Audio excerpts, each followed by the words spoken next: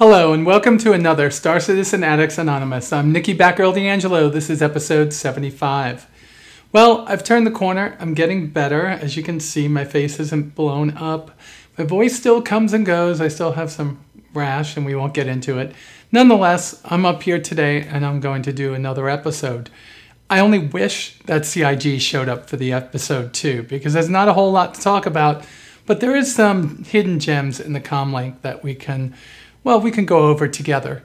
And those are the things I like to point out to y'all, okay? So first and foremost, let's get right into the nitty gritty of it all. Subscribers get a lot of cool stuff. Flair, they get first dibs on some of the conventions. They get the Jumppoint magazine and extra rec and free flight of certain ships throughout the course of a month. That's not implemented right now, or maybe it is. Maybe that's why they have the rec out there.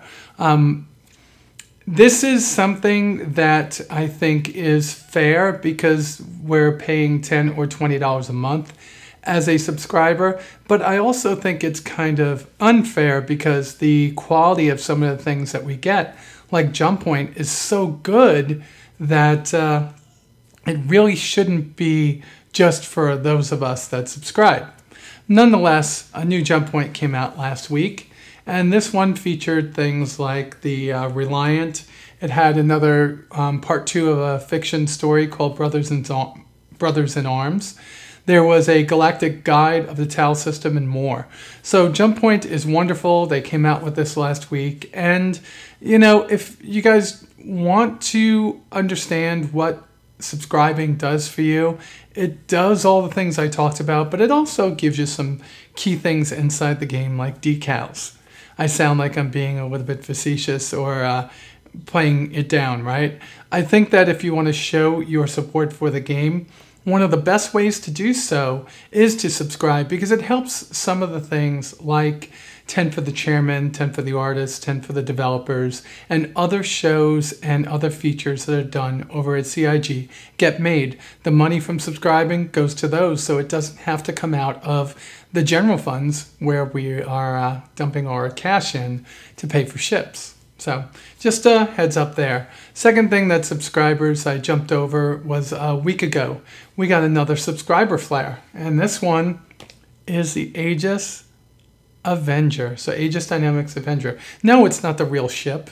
It's another model. Now, I think the models are pretty cool, and when I talk about them, if you go back a couple weeks and look at the release of one of the videos, I think it was around the verse, they were talking to these folks over at I think it's Behavior. They do a lot of work on these to make them look really nice, but now they're starting to fill my hangar, and I'm kind of dying for the social module to come because I'm hoping for some kind of an area to add to my hangar to actually put all these things instead of leaving them scattered all over the place. I guess the best hangar that has these in them is probably the Revel in York, because they're upstairs on one of the balconies, and that seems like a great place for them to be. But in my asteroid hangar, with them just sitting right out there, it's not a place I would put my model cases. I mean, a little bit of jet wash could knock those things over and destroy it. That would not be fun, right? Well, going into the third piece of the story, we're going to go from subscriber flare, we're going to go to something that we could all take part in. So CIG from time to time, or I should say very often, will give free flight weekends. We had the Mustangs, we had the military ships, we had all different things that were happening. This week, I guess they were at a loss for what to do. Every flyable ship is flyable for free for this week. For those of you that are just new to the game and maybe just have an Aurora, now is your opportunity to take every ship that's in the game right now and ready to be flown and take them for a flight and take a look at which one you might want to either purchase now, save for, or work towards when the game goes live. Remember, these ships don't have to be bought with real currency. You can actually wait for the game to come out and then go for them. And opportunities like this tell you which one of those ships you might want to work towards. Now, I've flown pretty much almost all of the ships at this point. I think my favorite so far, by and large, is the Aegis Dynamics Gladius. The Gladius is a really fun and fast ship to fly. The Hornets are like easy mode, but that's the way they're supposed to be. They are the top fighter until we see the Lightning in Squadron 42 in the arsenal of the UEE. So they're supposed to be really, really, really good ships. The one I have the most fun in, I always tell you, is the Mustang Delta. So you'll be able to fly all these and figure out which one you like more. Now, a lot of us are just talking about which ones are good to fight in. And that's because all we can do right now really is fight. There is capture the core, but sometimes I get into groups that people really don't know how to play the game.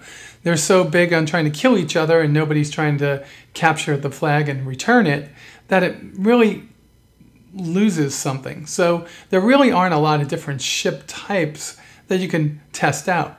Now the racing ships like the M50, the 350R, the Mustang Gamma, and Mustang Omega, they're really fun, and they are one of the only other things besides shooting each other you can do.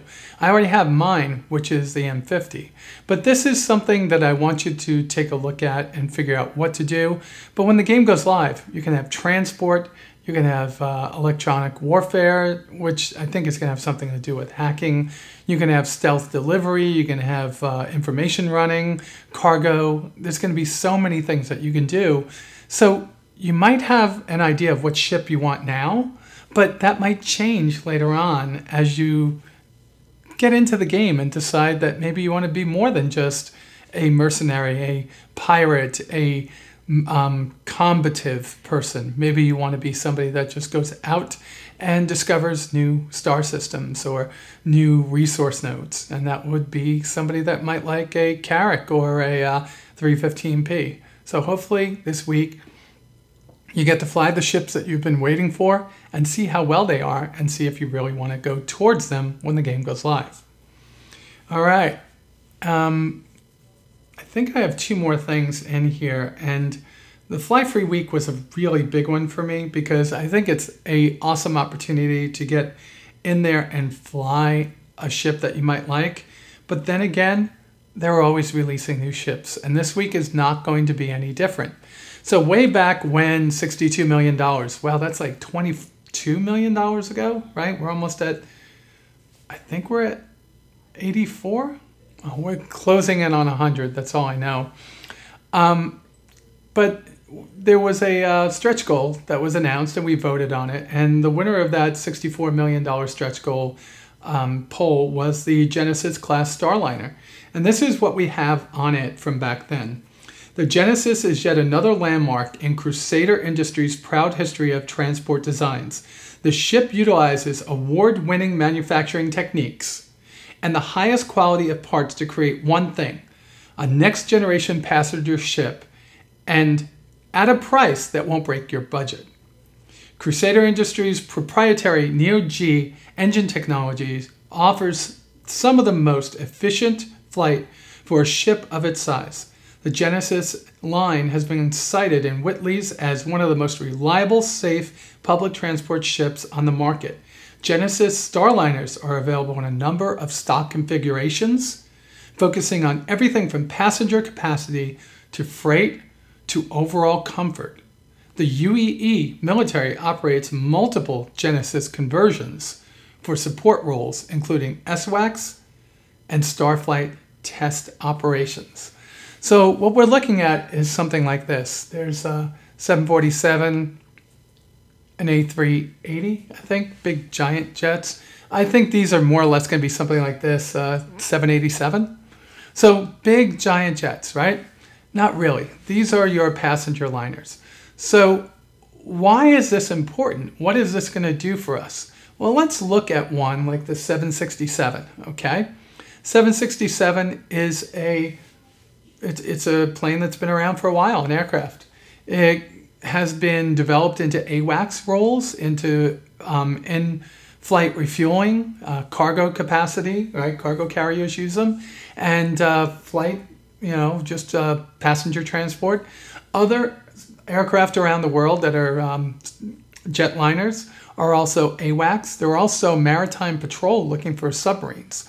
So the fact that we're getting a Genesis Starliner means that at some point, like that they're pointing out here, we're going to see many more variants that are going to do many different roles inside of the game. All right, so that sounds cool. What's it going to cost you? Well, I'm a big proponent on waiting for the ships that cost a lot of money to go live, like waiting for the game to go live. This one's going to be $400. Now, if you want it and you want it with LTI and you want it with the poster and you want it with the model and the hanger, I understand that. Especially with the LTI. LTI, it may not mean everything, but it's going to mean something when the game goes live. And it's going to mean a reduction in the, a reduction in the cost to operate vessels like this. So if you want to purchase it, it will be available starting this Friday for $400. Now, just to give you an idea, I have a couple of $400 plus ships. Well, one, the Constellation Phoenix, but I built it up over time and melted a few ships for it. If you're really looking for this ship, but don't want to pay $400 up front, you can wait for the next starter ship to go live, which will be about $40, buy a couple of those, and use them to cross-chassis upgrade to this later on. Either way, I have no idea what it's going to look like until Friday. And that means Friday, Saturday, Sunday, maybe I'll do a video talking about the wonderful work that they've done on it when that happens. I'm looking forward to this one because we need more ships than just fighters. We have a lot of fighters, and now we're starting to fill in the rest of them. Even the Constellation, which really is a all-round multi-role craft, is still kind of a fighting craft. I guess the only ship that isn't a real fighter in my hangar right now, no, even the, nope, even the Freelancer is a fighter. Even the M50 is a fighter. Even the Cutlass Red was based on a fighter. So right now, all those are really fighter ships. And little by little, I hope we start to get in some of the more task-specific ones when it's really important for them to be in our hangars, like when we could actually do something with it. All right, I'm losing my way at the end, and I hate when I do that. So let's just say thank you, very wonderful patrons, the people over at patreon.com that have chosen to support the show by going the extra step and putting down some money each month to make the show happen. Thank you very much. I really appreciate it. If you too want to become one of my patrons, go over to Patreon, patreon.com/batgirl. Anything that you donate a month will help.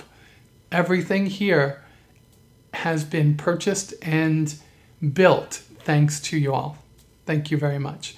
With that said, you all be safe out there, and I will talk to you soon. Bye.